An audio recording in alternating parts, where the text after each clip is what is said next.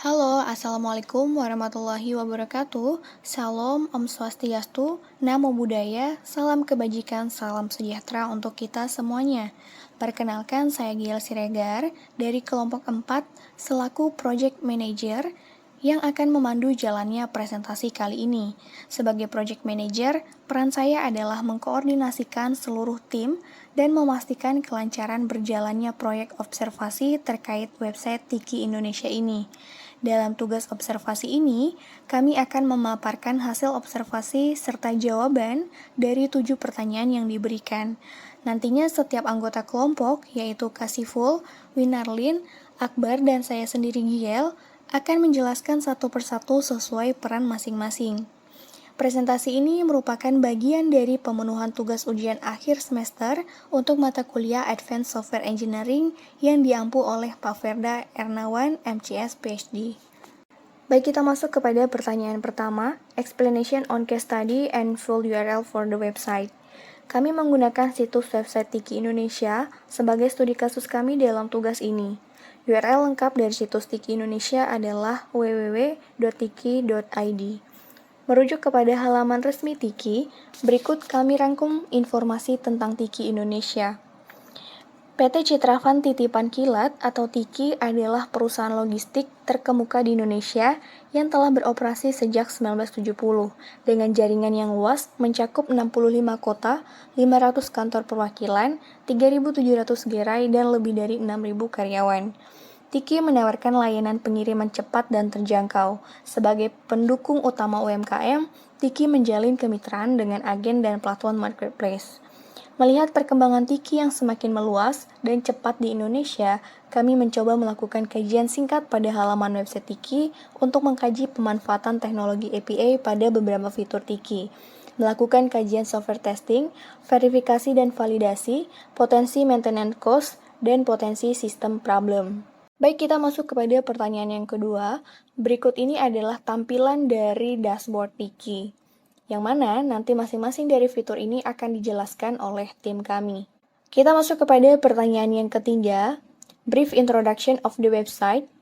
Yang pertama yaitu tujuan portal atau objective of the portal. Tiki menyediakan layanan pengiriman yang komprehensif dengan berbagai fitur yang bertujuan untuk memberikan pengalaman terbaik kepada pelanggan. Informasi pelanggan menjadi fokus utama. Dengan layanan ini memberikan informasi lengkap terkait biaya, ketentuan pengiriman, dan aspek penting lainnya yang membantu pelanggan dalam pengambilan keputusan. Kemudian layanan informasi atau information service. Di sini ada produk, ongkir, resi, kontak, setting, dan berita. Pada dashboard Tiki, ini adalah fitur atau menu yang tersedia. Produk untuk melihat layanan yang tersedia, ongkir untuk melihat tarif, resi untuk melihat pengiriman, kontak untuk menghubungi customer service, setting untuk melakukan pengaturan pengiriman, dan juga berita untuk mengetahui promo ataupun berita yang ada. Berikutnya akan dilanjutkan oleh rekan saya Winarlin. Kepada Winarlin, waktu dan layar disilahkan. Baik, terima kasih. Saya akan melanjutkan mengenai expectation from the portal atau ekspektasi harapan dari portal. Untuk ekspektasi atau harapan dari portal aplikasi website Tiki di Indonesia tersebut itu mencakup beberapa informasi yang cukup lengkap. Di antaranya tentang layanan pengiriman, panduan pemilihan layanan, estimasi waktu pengirim, mudah mengetahui biaya pengiriman, dan faktor yang memengaruhinya. Kemudian ada pelacakan paket secara real time dengan informasi yang akurat. Juga kita dapat informasi kontak yang mudah diakses dan pelayanan pelanggan yang responsif. Kita juga dapat informasi terperinci tentang syarat pengiriman, biaya tambahan, kebijakan asuransi, serta informasi terbaru seputar promosi maupun penawaran khusus. Kemudian dalam kasus pengembangan portal untuk pelayanan Tiki di Indonesia ini itu memiliki keterlibatan yang sangat penting dalam rekayasa perangkat lunak. Itu untuk memenuhi ekspektasi pengguna dan memastikan pengalaman pengguna yang optimal. Kemudian kita masuk mengenai expectation of software engineering involvement in portal. Itu mengapa Mengapa sih rekayasa perangkat lunak penting dalam pengembangan? Itu dikarenakan rekayasa perangkat lunak tersebut sangat penting dalam pengembangan portal layanan pengiriman seperti Tiki di Indonesia. Itu dikarenakan kita dapat memastikan fungsionalitas yang terintegrasi atau biasa kita kenal dengan kemampuan sistem atau perangkat lunak untuk menggabungkan dan menyatukan berbagai fitur atau komponen yang berbeda menjadi satu. Kemudian ada desain antarmuka yang intuitif atau biasa dikenal dengan pembuatan antarmuka pengguna dalam perangkat lunak, aplikasi atau situs web dengan cara yang membuatnya itu mudah dipahami dan digunakan oleh pengguna tanpa perlu banyak pelatihan atau instruksi khusus. Contohnya seperti cek ongkir atau cek resi, kemudian manajemen konten, keamanan data dan transaksi, serta skalabilitas dan kinerja yang optimal sesuai dengan ekspektasi si pengguna. Baik, mungkin itu saja. Saya kembalikan kepada Saudara Giel.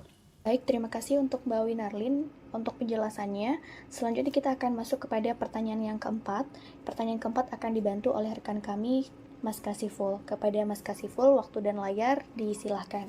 Baik, untuk pertanyaan nomor 4, kita diminta untuk melakukan pembahasan terhadap API tools yang digunakan oleh Tiki. Kami website Tiki ini menggunakan API sebagai sarana pertukaran data antar pengguna dan sistem ya tentunya. API sendiri merupakan sebuah protokol atau mekanisme yang memfasilitasi kerja sama antara satu sistem dengan layanan sebuah software. Dalam pengembangan software ini, API memungkinkan pengembang untuk memanfaatkan fungsionalitasnya yang sudah ada ya tanpa perlu mengetahui implementasi di dalamnya, karena dia ada berada di antara pertengahan antara klien dengan server, seperti itu. Nah, dalam konteks arsitektur perangkat lunak sendiri atau software, API itu juga dapat mempengaruhi tingkat kesulitan perubahan perangkat lunak. Namun secara umum API berfungsi sebagai perantara antara klien dan server. Dengan website Tiki menggunakan metode GET dan POST ya dalam proses transaksinya. Mungkin next. Nah, terdapat 3 tadi ya, kita menggunakan 3 modul. Pertama modul cek resi, yang kedua modul cek ongkir, dan yang ketiga modul formulir pengajuan gerai. Nah, ini yang pertama untuk cek resi seperti yang kita telah lakukan sebelumnya, kita melakukan inspect elemen karena dia berada di antara klien dan server ya, dia ada di tengah, jadi kita cek di bagian network. Di sini kita lihat bahwa memang terdapat API di antara cek resi ini. Next. Nah, di sini kita bisa lihat responsnya seperti ini ya kurang lebih. Nah, ini dia memiliki 2 ya, 2 API, Google Recaptcha dan API fungsi mereka sendiri untuk memberikan respon terkait info cek resi permintaan user. Recaptcha digunakan untuk meningkatkan keamanan ya, agar kita tidak terdeteksi robot, sehingga Tiki ini telah mengimplementasikan keamanan dari API-nya itu sendiri. Next. Ya, kurang lebih seperti ini identifikasi, kami melakukan identifikasinya, dan di sini terlihat mereka menggunakan request metode-nya POST, salah satu request yang ada dalam fitur API. Di sini kita bisa lihat ya hasil tracking-nya, dia memberikan si NNO, itu ID resinya, dan token hasil dari reCAPTCHA tadi. Next.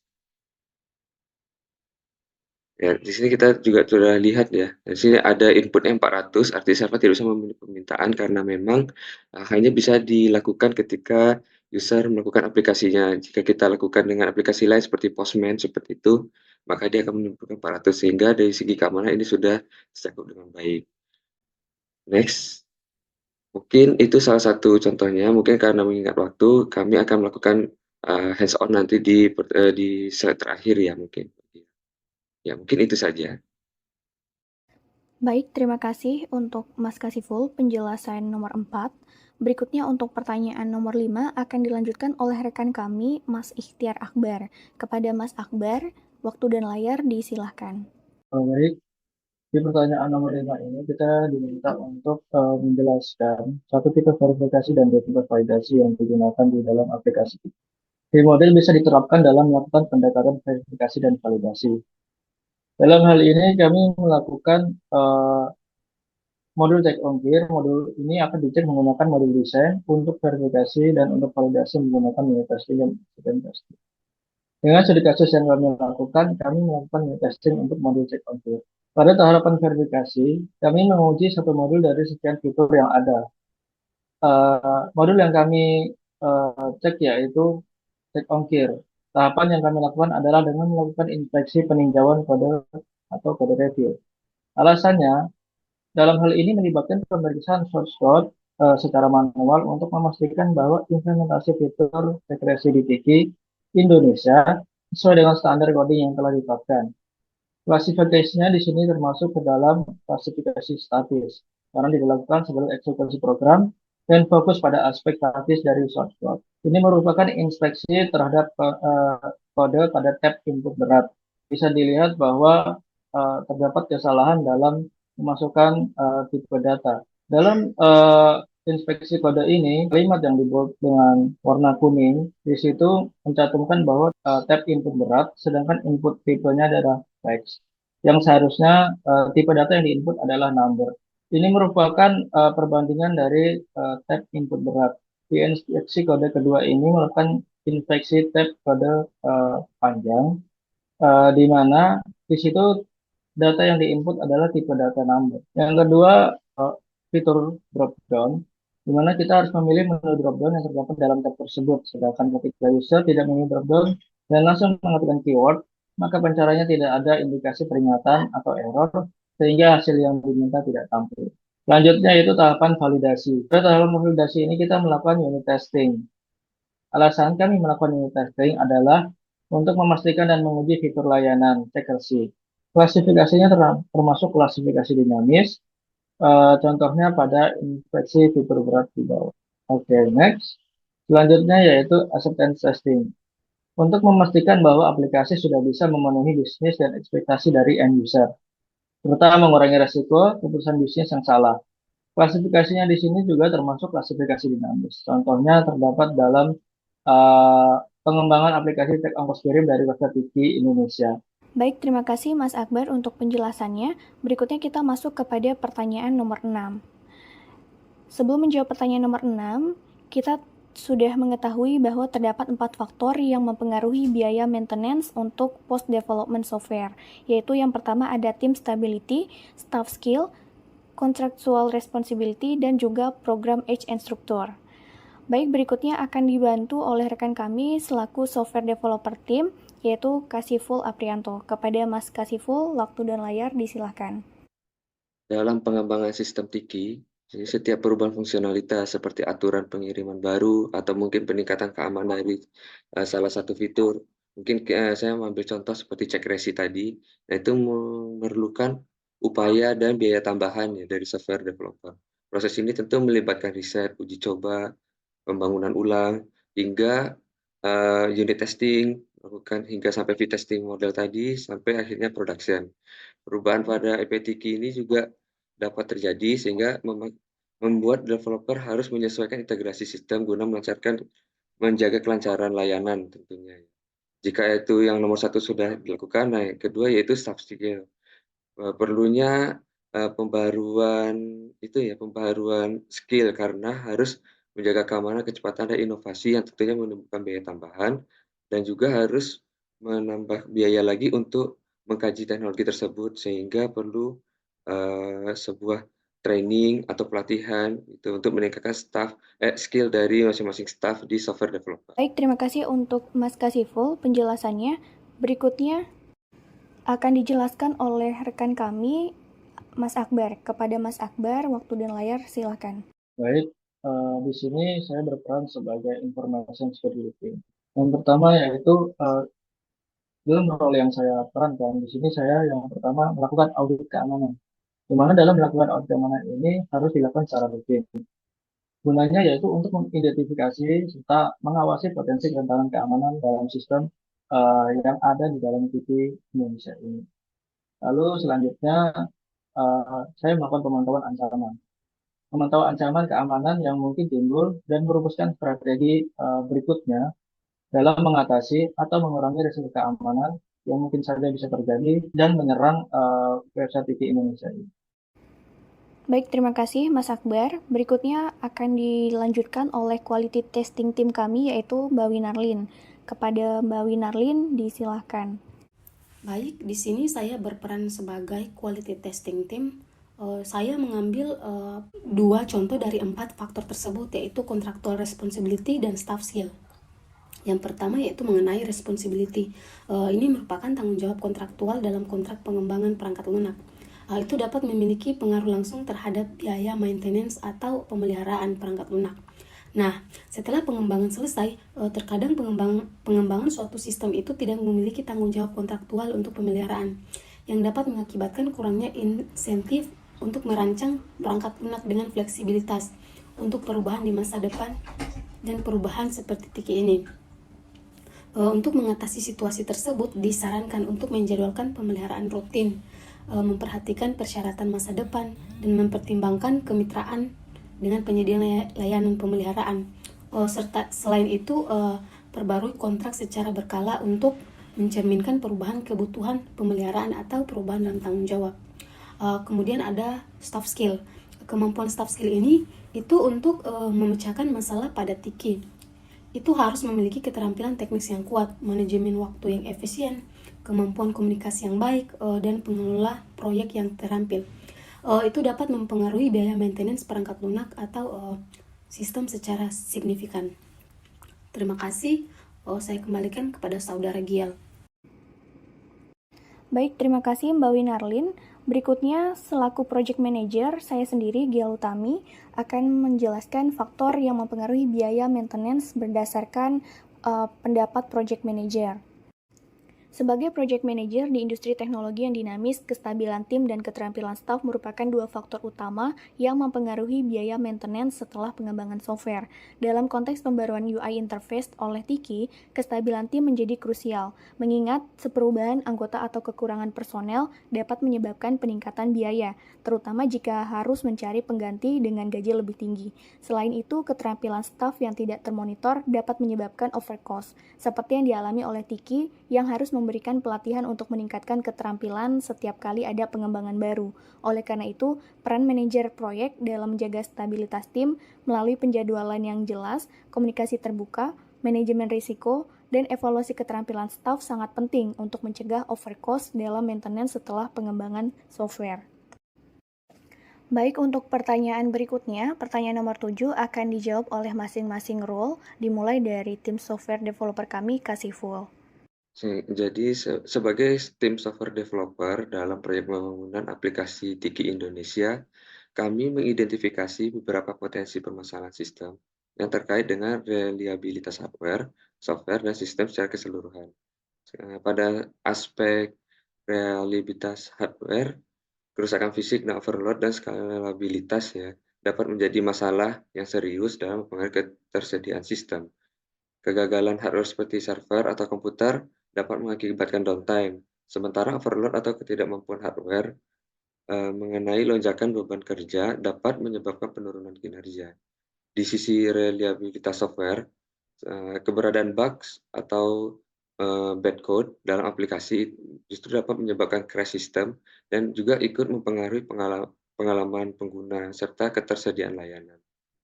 Pembaruan software juga menjadi titik potensial permasalahan di sini, karena ketidaksesuaian dengan perubahan kebijakan atau standar baru yang dapat mempengaruhi keamanan dan ketersediaan sistem itu sendiri. Baik, sebagai informasi seperti itu, yang pertama yaitu saya akan melakukan potensi yang ada yaitu berupa ancaman keamanan terhadap perangkat lunak. Potensi masalah pertama ini terletak pada ancaman keamanan terhadap perangkat lunak yang dikembangkan oleh tim software developer di Tiki sendiri. Serangan cyber seperti malware atau teknik peretasan bisa saja terjadi dan merusak integritas perangkat lunak. Yang kedua yaitu risiko keamanan terhadap perangkat keras, di mana potensi masalah ini dapat muncul dalam bentuk risiko keamanan terhadap perangkat yang digunakan di infrastruktur Tiki. Sebagai information security, saya harus memastikan bahwa perangkat keras ini dijaga dengan baik dan memiliki lapisan keamanan yang memadai. Dan hal ini juga melibatkan penerapan kebijakan keamanan fisik, pembaruan perangkat keras secara teratur, dan pemantauan aktivitas yang mencurigakan untuk mencegah potensi ancaman terhadap andalan sistem. Untuk potensi permasalahan sistem dengan reliability kendalan hardware, software, dan sistem itu memiliki dampak langsung pada pekerjaan quality testing tim di TIKI. Kemudian ada beberapa permasalahan yang dapat muncul dan berkaitan dengan tim pengujian kualitas atau quality testing tim. Di antaranya itu ada kerusakan hardware.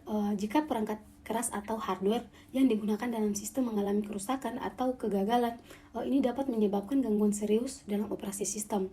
Maka quality testing team perlu secara rutin untuk menguji hardware, mendeteksi kerusakan atau kelemahan yang dapat mempengaruhi kinerja sistem. Kemudian ada ketidakcocokan perangkat lunak. Itu di mana perangkat keras dan perangkat lunak harus cocok dan baik untuk menjalankan sistem dengan lancar. Jika ada ketidakcocokan antara hardware dan software atau jika perangkat lunak tidak diperbarui secara tepat waktu, maka quality testing team tersebut perlu mengidentifikasi masalah tersebut dan menguji integrasi antara keduanya. Yang terakhir ada bug perangkat lunak, di mana bug atau kesalahan dalam perangkat lunak dapat mengakibatkan kinerja yang tidak diinginkan atau kerentanan terhadap masalah keamanan.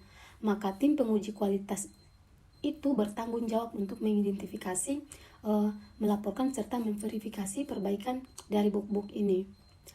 Terima kasih, mungkin itu saja. Saya kembalikan kepada Saudara Jial. Sebagai Project Manager di TIKI Indonesia, saya mengidentifikasi dua aspek kunci dalam menjaga reliability sistem, yaitu software dan hardware. Dalam hal software reliability, peran utama saya selaku Project Manager adalah memastikan kualitas personel pengembangan melalui pendidikan, pengalaman, dan pelatihan.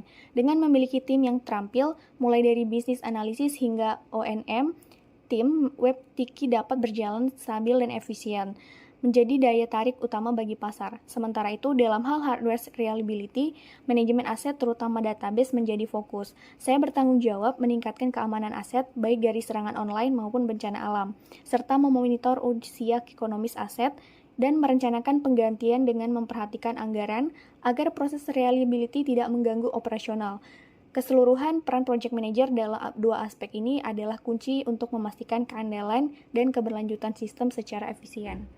Baik, berikutnya yang terakhir yaitu kita akan melakukan hands-on yang akan dipandu oleh rekan software developer kami yaitu Mas Kasiful. Kepada Mas Kasiful, dipersilakan. Saya akan menunjukkan sedikit hasil yang telah kami lakukan. Nah, ini salah satunya yaitu cek ongkir ya. Di mana dalam cek ongkir ini kita bisa lihat bahwa di sini ada API yang mereka gunakan. Ketika kita mengetik autocomplete-nya akan muncul begitu ya dari pencarian destinasi ini. Nah, di sini kita bisa lihat bahwa ada satu network yang berjalan. Di sini kita bisa lihat bahwa dia menggunakan get sebagai headers dengan payload-nya adalah term sebagai parameter. Dan ini akan memberikan respons. Mungkin akan kita lihat seperti ini ya. Karena ini bersifat get, kita bisa melakukannya di browser langsung ya, seperti yang terlihat. Mungkin kalau kita ganti term menjadi padang, misalkan seperti itu, maka dia akan menggunakan API-nya akan memberikan respons berupa teman-teman yang ada yang lain. Begitupun ketika kita melakukan pencarian begitu yang lain, seperti ini. Ya.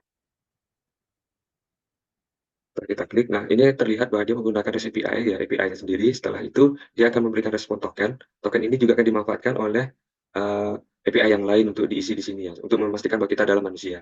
Jika ini karena kita sudah melakukannya itu, maka terlihat di sini ya, nah, apakah hasilnya valid atau tidak. Nah ini ternyata tidak valid ya, karena ini harus kita pilih seperti itu. Seperti ini kita ulang lagi, maka ketika hasilnya valid dia akan memberikan status benar gitu ya, dengan respon seperti ini. Mungkin itu bagian. Terima kasih Mas Kasiful. Tadi kita sudah melakukan hands-on pada situs resmi TIKI Indonesia dan ini merupakan sumber referensi yang kami gunakan selama melakukan kajian. Dalam menutup presentasi hasil kajian studi kasus TIKI pada UAS Advanced Software Engineering, kami sebagai kelompok yang terdiri dari Kasiful, Akbar, Winarlin, dan Giel ingin menyampaikan terima kasih atas waktu dan perhatian Pak Verda. Kami yakin solusi yang kami sarankan akan memberikan kontribusi positif dan kami siap untuk menjawab pertanyaan atau memberikan klarifikasi lebih lanjut. Semoga presentasi ini bermanfaat. Dan terima kasih sekali lagi atas kesempatan yang diberikan. Akhir kata, wabillahi taufik wal hidayah. Wassalamualaikum warahmatullahi wabarakatuh.